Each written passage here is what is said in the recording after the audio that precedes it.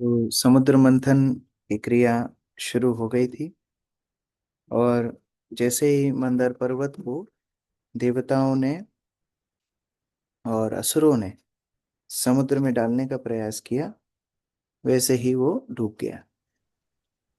और उसको उठाने के लिए भगवान कश्यप रूप में आते हैं, मंदार पर्वत को अपनी पीठ पर ऊपर उठाते हैं।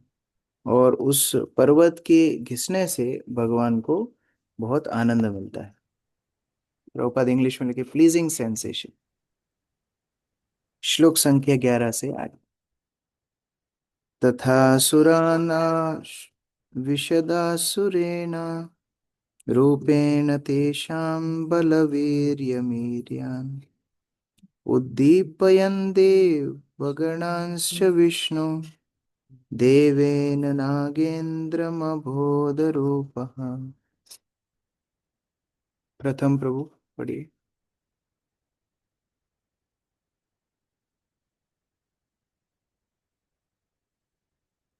अनम्यूट किया।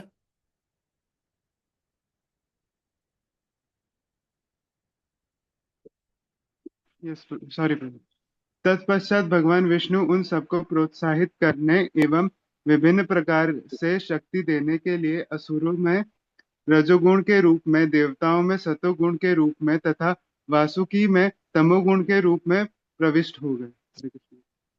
तो सबको भगवान की शक्ति की मदद लगी, क्योंकि खींचने के लिए सतोगुण रजोगुण के रूप में भगवान देवताएं और असुर के अंदर प्रवेश किए। लेकिन वासुकी, जो कि एक रस्सी बना हुआ है, अगर हम कल्पना करें, उसको एक तो पर्वत के आसपास में लपेटा है, दोनों तरफ से खींच रहे हैं, कोई भी सांप की क्या गति होगी। तो भगवान तमोगुण रूप से उसमें प्रवेश किए, जिससे उसको दर्द ना हो, जिससे उसकी मृत्यु ना हो। तो भगवान गीता में ही बोलते हैं, मत्ता स्मृतिर ज्ञानम अपोहनम च। कभी ज्ञान देके, कभी स्मृति देके, कभी विस्मृति देके भगवान जीवों का पालन करते हैं। नमिता माता जी पढ़िए।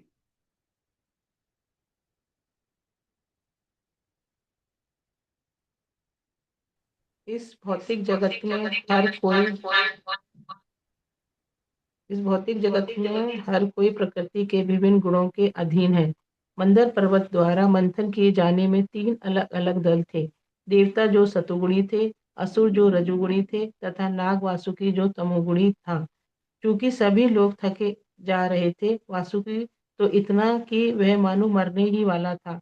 अतः भगवान श्री विष्णु उन्हें समुद्र मंथन चालू रखने हेतु प्रोत्साहित करने के लिए उनमें अनेक अपने अपने गुणों, सतो रजो तथा तमोगुणों के अनुसार प्रविष्ट हो गए।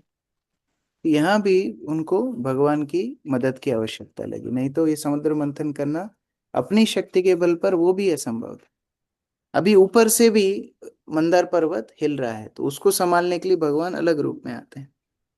ऊपरी अगेन्द्रम गिरिरादिवान्य आक्रम्य हस्तेन सहस्त्रबाहु तस्थौ दिवि ब्रह्म भवेन्द्र मुखैर् अभीष्टतु वादभिसम्मनो विवृष्टः। शोभा माता जी।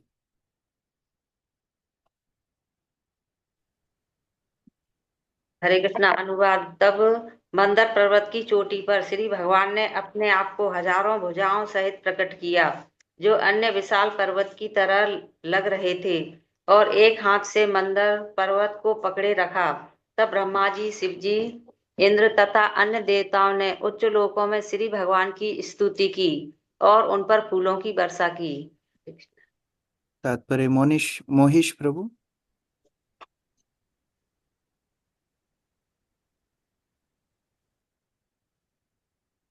हेलो। यहाँ हरे से। कृष्ण प्रभु जी। जब मंदार पर्वत दोनों ओर से खींचा जा रहा था, तब संतुलन बनाए रखने के लिए भगवान इसकी चोटी पर एक दूसरे विशाल पर्वत के रूप में प्रकट हुए। तब ब्रह्मा, शिव तथा इंद्र ने भी अपना अपना विस्तार किया और भगवान पर फूल बरसाए। तो नीचे हरे से कृष्ण। कच्छप रूप, ऊपर से भगवान मंदार पर्वत को पकड़े हुए हैं, और तीनों देवता, असुर और वासुकी के अंदर सतो तमो और रजोगुण के रूप में प्रवेश किए हैं। उपर्यधश्चात्मनि गोत्रनेत्रयो परेण ते प्राविशता समेदिता ममन्थुरधिं तरसा मदोक्कता महादृणाक्षोभितनक्रचक्रम। सुनीता चौधरी माता जी। हरे कृष्ण। देवता तथा असुर अमृत के लिए मानव मत वाले होकर कार्य कर रहे थे, क्योंकि श्री भगवान ने उन्हें प्रोत्साहित कर रखा था। वे पर्वत के ऊपर और नीचे सभी जगह थे, और वे देवताओं और असुरों, वासुकी तथा पर्वत में भी प्रविष्ट हो गए थे, और देवताओं तथा असुरों के बल से क्षीर सागर इतनी शक्ति के साथ विलोड़ित हो रहा था कि जल के सारे मगरमच्छ अत्यधिक विचलित हो उठे, तो भी समुद्र का मंथन इस तरह चलता रहा। तो अभी पूरे शक्ति के साथ सारी सुविधाएं तो मिली गई भगवान से। वो लोग इस क्षीर सागर को बिलोने लगे और इस मंथन को बहुत तीव्रता से करने लगे, क्योंकि इनका उद्देश्य था अमृत को प्राप्त करना। अहिंद्र सहस्र कठोदर दृन्मुख श्वासाग्निधूमाहत वर्चसोऽसुरा पौलोमकालेल्य बलीव लादयो दावाग्निदग्धा सरला इव भवन। ललिता माता जी पढ़िए। हरे कृष्णा। वासुकी के हजारों नेत्र तथा मुख थे। उसके मुख से धुआं तथा अग्नि की लपटें निकल रही थी, जिससे पौलोम, काले, बलि, इलवल आदि असुरगण पीड़ित हो रहे थे। इस तरह सारे असुर, जो जंगल की आग से जले हुए सरल वृक्ष की भांति प्रतीत हो रहे थे, धीरे धीरे शक्तिहीन होते गए। हरे कृष्ण। पहले से ही तो काले कलूटे थे, और वासुकी के मुख की तरफ से खींचने के कारण उसके मुख से अग्नि, धुआं इत्यादि जो कुछ निकल रहा था, वो सब असुरगणों को पीड़ित कर रहा था। देवताओं की तरफ देवांस्ततश्च श्वास शिखा हत प्रभान दुमराभरस्रग्वर कंचुकाननान् समभ्ययावर्षन् भगवत वासगना वभो समुद्रो रमे उपगूढ़ वै वै वायवः। प्रिय रानी माता। क्योंकि वासुकी की दहकती सांस से देवता भी प्रभावित हो रहे थे, अतएव उनकी शारीरिक कांति घट गई और उनके वस्त्र, मालाएं, आयुध तथा उनके मुखमंडल धुएं से काले पड़ गए। किंतु पूर्ण पुरुषोत्तम भगवान की कृपा से समुद्र के ऊपर बादल प्रकट हो गए और वे मूसलाधार वर्षा करने लगे। समुद्री लहरों से जल के कण लेकर मंदिर समीप बहने लगी, जिससे देवताओं को राहत मिल सके। तो भगवान हरे ये कृष्ण। देख रहे हैं कि ये लोग इतना परिश्रम कर रहे हैं, परेशान हो रहे हैं, तो भगवान ने वहां पर वर्षा का भी आयोजन कर दिया, जिससे इन लोग को शांति मिल सके, इनका परिश्रम कम हो। मध्यमनात् तन्मध्यमनात् तथा सिंधुर देवासुरवरुथ पै यदा सुधा न जायेत निर्ममन था जितः स्वयं। हिमांशी माता जी। जब श्रेष्ठतम देवताओं तथा असुरों के द्वारा इतना उद्यम करने पर भी क्षीर सागर से अमृत नहीं निकला, तो स्वयं पूर्ण पुरुषोत्तम भगवान अजित ने समुद्र को मथना प्रारंभ किया। तो सब कुछ तो किया, फिर भी अमृत नहीं निकल रहा है। तो कई बार जैसे बच्चे बोलते हैं हम करेंगे हम करेंगे, तो मम्मी थोड़ी देर करने देती है उनको, तुम काम करो। फिर जब एकदम टाइम होने लगता है, हम बोलते हैं अब मेरे हाथ में दे दो, अभी मैं करूंगा। तो उसी तरह कभी ड्राइविंग में भी होता है, नए नए ड्राइवर कोई बच्चा सीखता है, तो वो थोड़ा बोलता है मैं चलाऊंगा मैं चलाऊंगा, फिर लेट होते हैं तो पापा बोलते हैं अभी तुम इधर बैठो मैं चलाऊंगा। तो अजीत भगवान जो वहां पर उपस्थित थे शुरू से ही, बोलते हैं अभी मैं मंथन करूंगा, तो भगवान स्वयं मंथन करने लगे। मेघश्याम मेघश्यामा कनक परिधीकरण वियोध विद्युन् मूर्ध्नि व्रजत विलुलित कचा स्रगधरो रक्तनेत्रा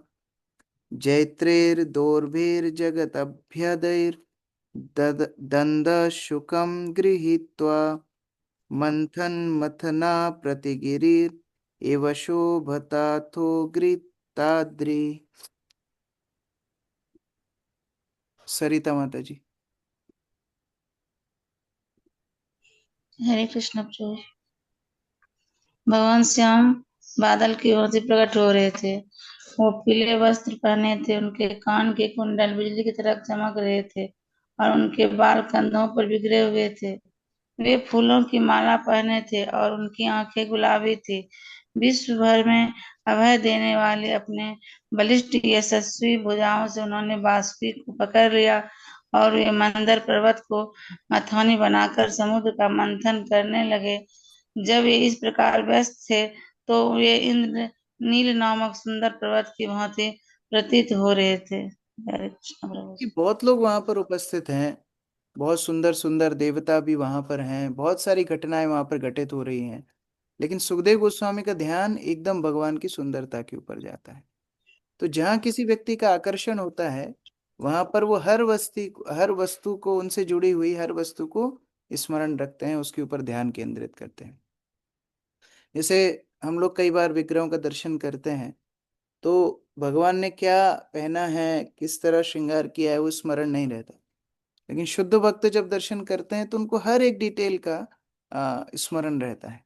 तो ये प्रेम का लक्षण है। जैसे ही भगवान की कहीं चर्चा आती है, सुखदेव गोस्वामी उनकी सुंदरता का वर्णन करते हैं, क्योंकि वो शुद्ध भक्त हैं, उनका प्रेम बड़ा प्रगाढ़ है भगवान के प्रति।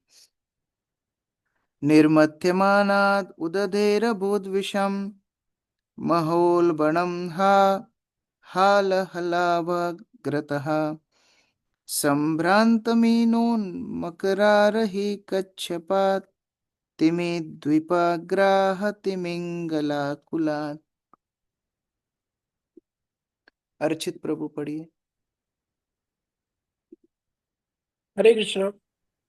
मछलियां, हांगर, कछुए तथा सर्प अत्यंत विचलित एवं क्षुब्ध थे। सारा समुद्र उत्तेजित हो उठा और व्हेल, समुद्री हाथी, घड़ियाल तथा तिमिंगल मछली, बड़ी व्हेल जो छोटी व्हेल को निगल सकती है, जैसे बड़े बड़े जलचर सतह पर आ गए। जब इस प्रकार से समुद्र मंथन हो रहा था तो इससे सर्वप्रथम हलाहल नामक घातक विष उत्पन्न हुआ। हरे कृष्ण। तो हमको समुद्र मंथन का तो अनुभव नहीं है, लेकिन लस्सी बनाने का अनुभव जरूर है। तो लोग जब लस्सी बनाते हैं, उसमें इलायची दाना डाल देते हैं, कभी ड्राई फ्रूट्स डाल देते हैं, वो नीचे बैठ जाता है। लेकिन जब मंथन शुरू होता है तो वो सब ऊपर आ जाता है उत्तेजित होकर। तो इसी तरह जितने जलचर प्राणी थे वो सब उत्तेजित हो गए, इतना बड़ा समुद्र, और भगवान स्वयं उसको मथ रहे हैं पूरे वेग से। तो ये सारे जो जलचर प्राणी थे बड़े परेशान होकर के, और वो सतह पर आ गए, और उसी समय पर हलाहल विष निकलना प्रारंभ हुआ। तदुग्रवेगं दिशि दिशि उपर्यद्धो विसर्पदत् उत्सर्पद असह्य प्रति भीता प्रजा ध्रुवोरंगसेश्वरा अरक्ष्यमाणा शरणं सदा शिवम। कौशल्य माता जी।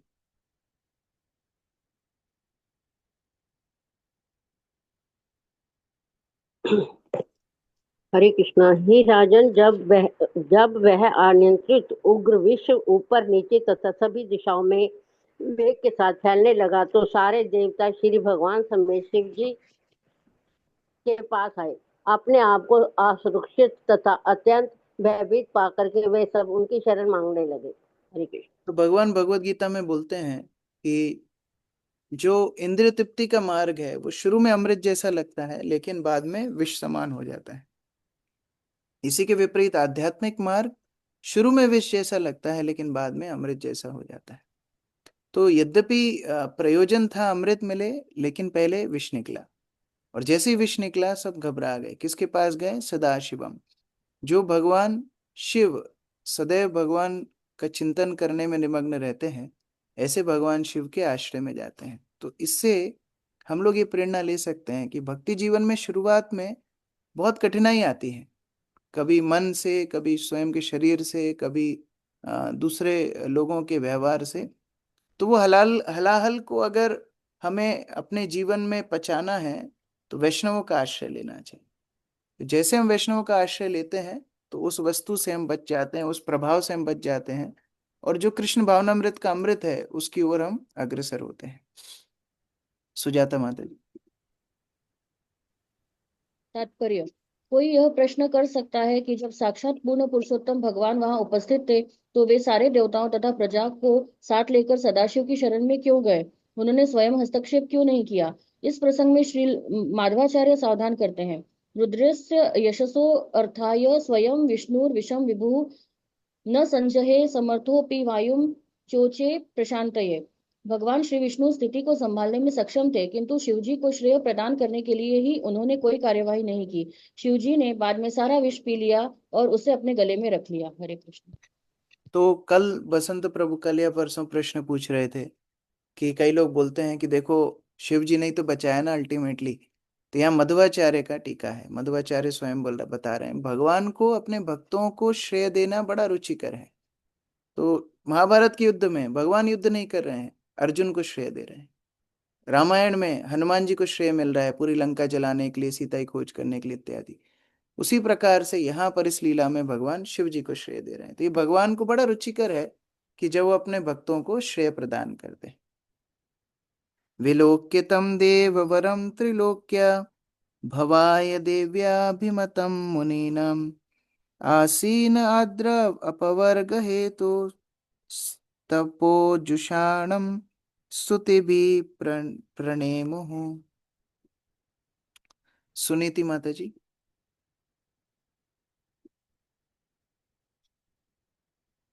हरे कृष्णा प्रभु जी, मैं मंदिर के लिए निकल गई। ओके मोहित मोहित अच्छा रोहित प्रभु पढ़ो।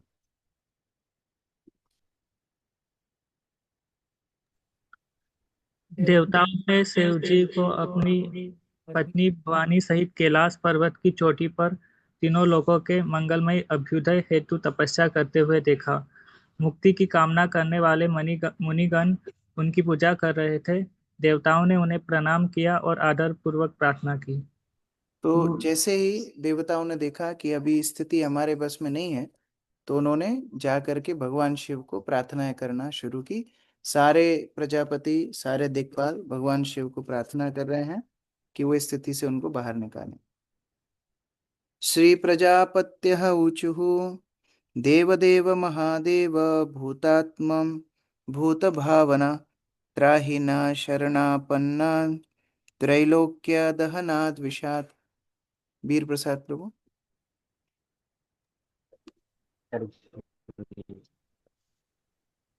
प्रजापति ने कहा, हे देवश्रेष्ठ महादेव, हे समस्त जीवों के परमात्मा तथा इनकी सुख समृद्धि के कारण हम आपके चरण कमलों की शरण में आए हैं। अब आप तीनों लोकों में फैलने वाले इस उग्र उग्र से हमारी रक्षा करें। तो देवताओं को कब किसको कैसे प्रार्थना करना है ये सिस्टम पूरा पता है, कब किसको क्या बोलना है। यहाँ के भगवान शिव को प्रार्थना कर रहे हैं कि देव देव आप हम सब में श्रेष्ठ देव हैं, महादेव हैं।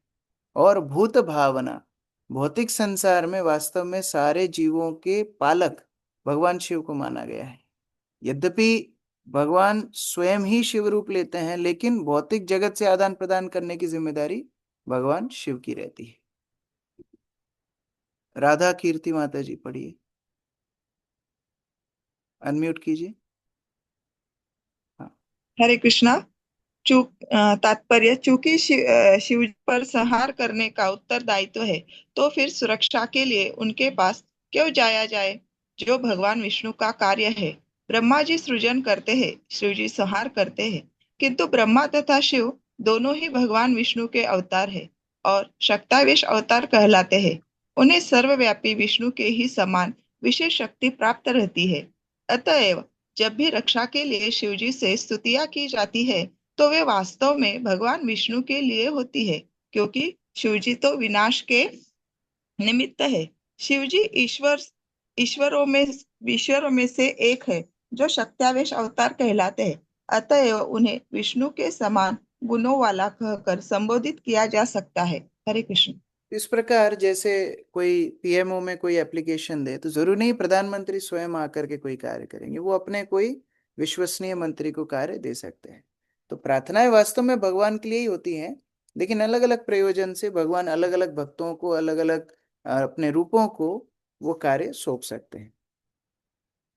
त्वमेक सर्व जगता ईश्वरो बंध मोक्षयो तम त्वाम अर्चन्ति कुशला प्रपन्नार्ति हरम गुरुम। हंसराज प्रभु। हे प्रभु, आप सारे विश्व के बंधन तथा मोक्ष के कारण हैं, क्योंकि आप इसके शासक हैं। जो लोग आध्यात्मिक चेतना में बड़े चढ़े हैं, वे आपकी शरण में जाते हैं, अतएव आप उनके कष्टों को दूर करने वाले हैं और आप ही उनकी मुक्ति के कारण हैं। अतएव हम आपकी पूजा करते हैं। हरे कृष्ण प्रभु जी। प्रीति माता जी तात्पर्य प्रीति निगम।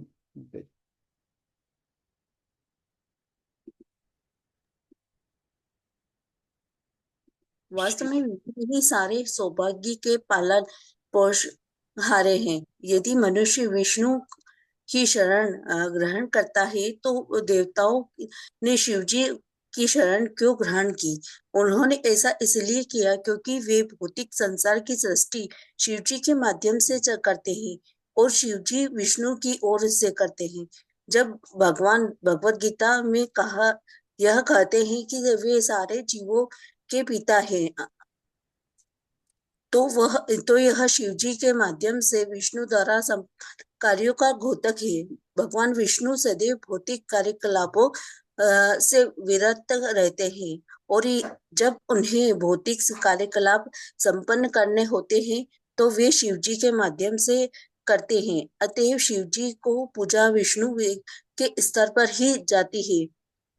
जब विष्णु बहिरंगा शक्ति से अछूते रहते हैं तो वे भगवान विष्णु होते हैं, किंतु जब वे उनके संपर्क में रहते हैं तो वे शिव जी के रूप में प्रकट होते हैं। हरे कृष्ण। हमने पहले भी चर्चा की कि भगवान के भौतिक प्रकृति को डायरेक्ट स्पर्श नहीं करते।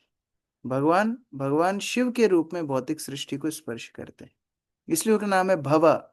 भौतिक संसार को संचालन करने वाले भगवान शिव। भवानी अर्थात पार्वती, जो भगवान शिव की सहायता करती है। तो ये उनके रूप हैं जिससे भौतिक सृष्टि को आदान प्रदान करते हैं। श्लोक संख्या 23। गुणमय्या स्वशक्तस्य सर्गस्थिति अप्ययान विभो धतस्य यदा स्वदृग्भूमन् ब्रह्म विष्णु शिवोभिधाम। शिवम प्रभु पढ़िए। हरे कृष्ण प्रभु जी। हे प्रभु, आप स्वयं प्रकाशित तथा सर्वश्रेष्ठ हैं।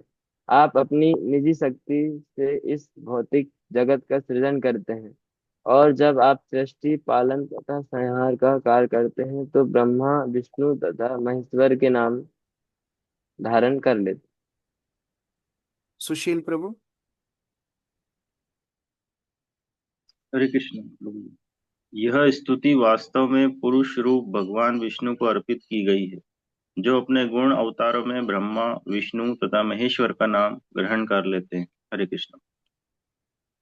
त्वं ब्रह्म परमं गुह्यं सदसद्भाव भावनम नाना शक्तिभिर आभातस त्वमात्मा जगदीश्वरः। हरिओम प्रभु। आप समस्त कारणों के कारण आत्म प्रकाशित अचैतन्य निराकार ब्रह्मा है, जो मूलतः पर ब्रह्मा है। आप इस दृश्य जगत में विविध शक्तियों को प्रकट करते हैं। हरे कृष्ण। धर्मपाल प्रभु।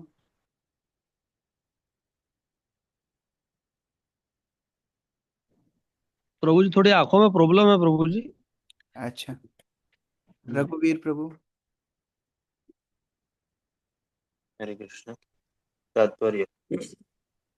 यह स्तुति निराकार ब्रह्म की है, जो परब्रह्म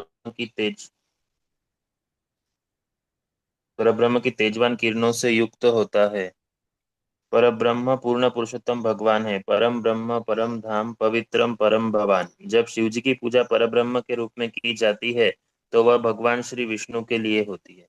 अभी जो तर्कवादी हैं वो ये बोलेंगे कि देखो देखो यहाँ पर ना ये गौड़ीय वैष्णव सारी बातें घुमा रहे हैं, लेकिन जिसको सारे शास्त्रों का ज्ञान है वही टीचर ही पढ़ा पाएगा कि कौन सा श्लोक किस संदर्भ में बोला गया है ना। नहीं तो भागवत में कई ऐसे भी श्लोक हैं जो हिरण्यकशिपु ने बोले हैं, जो रावण ने बोले हैं, अलग अलग शास्त्रों में असुरों के भी श्लोक हैं। तो अगर उसको लेकर के हम बोलेंगे देखो देखो भागवत में लिखा है कि विष्णु का वध कर देना चाहिए, इसलिए चलो विष्णु की मूर्तियां तोड़ दो, तो टीचर बता पाता है कि कौन से संदर्भ में कौन सा श्लोक बोला गया है। तो यहाँ श्रील प्रभुपाद आचार्यों की टीका पर आधारित बता रहे हैं किस तरह से यद्यपि देवता मस्का लगाने का प्रयास कर रहे हैं भगवान शिव को, लेकिन ये सारी प्रार्थनाएं वास्तव में पूर्ण पुरुषोत्तम भगवान को सटीक बैठती हैं। जैसे आगे आप इसमें, आगे नहीं पीछे दूसरे स्कंद में नारद मुनि की प्रार्थनाएं देखेंगे ब्रह्मा जी को। वहां ब्रह्मा जी को नारद मुनि भी इस तरह ही बोलते हैं, आप सृष्टि के स्रोत हो, आपसे सब कुछ आता है, आप ही सारे शक्तियों के स्वामी हो। फिर ब्रह्मा जी उनको शोधन करते, नहीं मैं स्वामी नहीं हूं, मैं भगवान का अंश हूं। तो उस तरह से प्रार्थनाएं कौन कर रहा है, किस संदर्भ में कर रहा है, ये भी देखना पड़ता है। त्वं शब्दयोनिर्जगदादिरात्मा प्राणेन्द्रिया द्रव्य गुणा स्वभाव कालः क्रतु सत्यमृतं च धर्म त्वय्यक्षरं यत् त्रिविद्यामनन्ति। परमवीर प्रभु। हे स्वामी, आप वैदिक ज्ञान के मूल स्रोत हैं।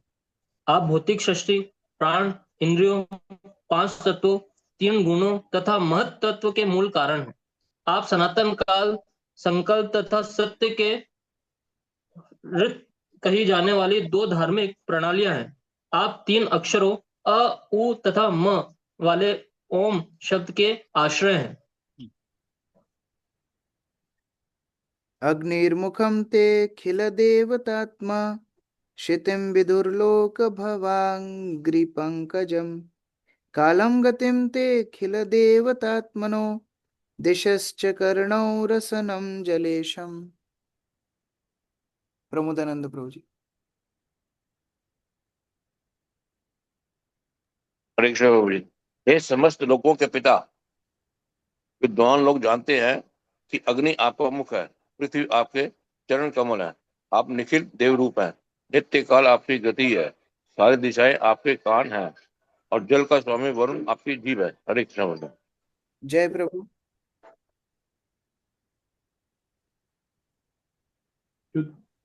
श्रुति मंत्रों में कहा गया है, अग्नि सर्व देवता, अग्नि सारे देवताओं का पूजक है, पुंज है।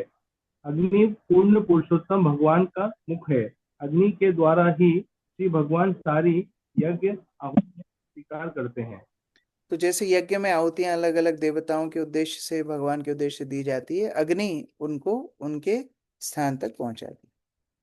नाभिर्नभस्ते श्वसनं नभस्वान् सूर्य च चक्षुंसि जलं स्मरेत परावरतां श्रयणं त्वात्मा सोमो मनोदयोर्भगवन् शिरस्ते। अदिति माता जी।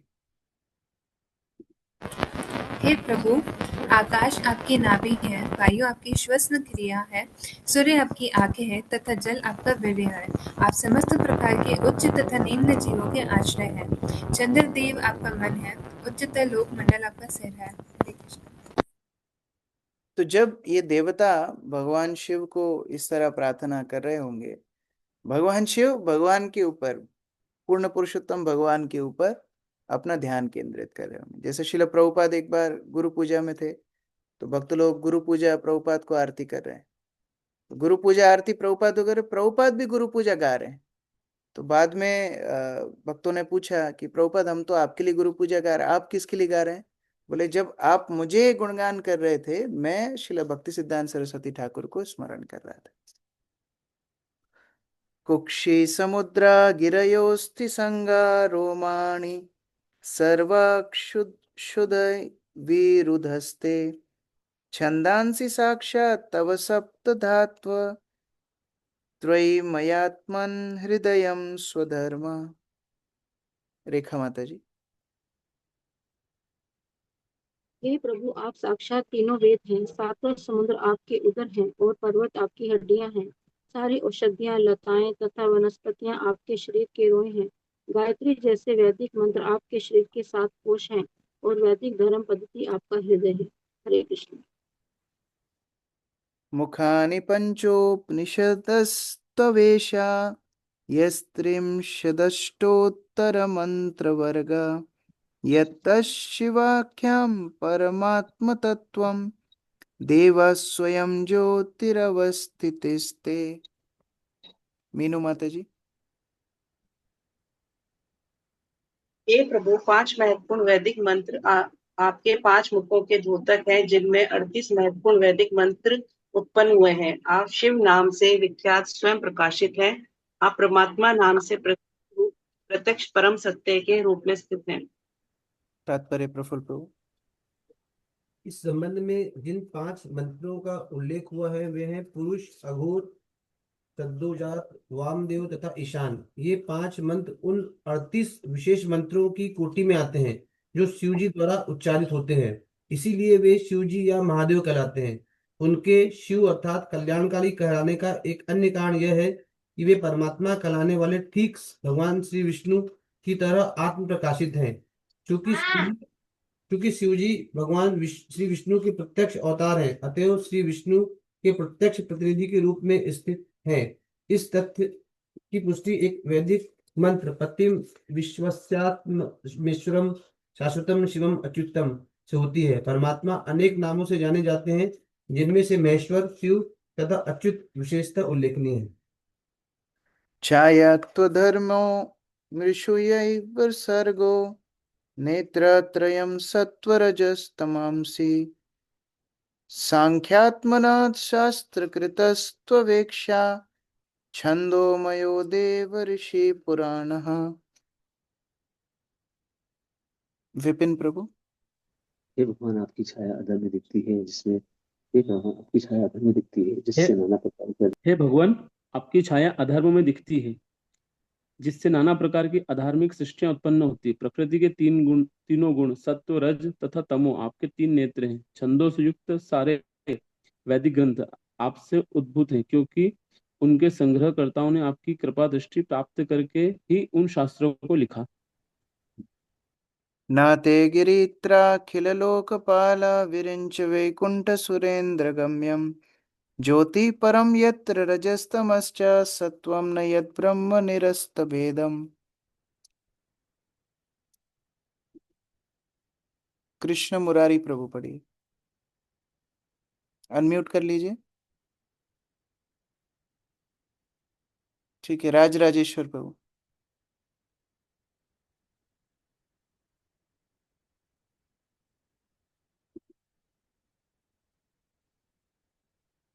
कौन से श्लोक तक? यहीं से पढ़ लीजिए, स्क्रीन से पढ़ लीजिए। हे गिरीश, चूंकि निराकार ब्रह्मा तेज, सतो, रजो तथा तमोगुणों से परे हैं, अतः यह इस भौतिक जगत से विभिन्न निदेशक लोकपाल न तो इसकी प्रशंसा कर सकते हैं, न ही जान सकते कि वह कहीं है। वह ब्रह्मा, विष्णु या स्वर्ग के राजा महेंद्र द्वारा भी यज्ञ नहीं। आरती माता जी तात्पर्य।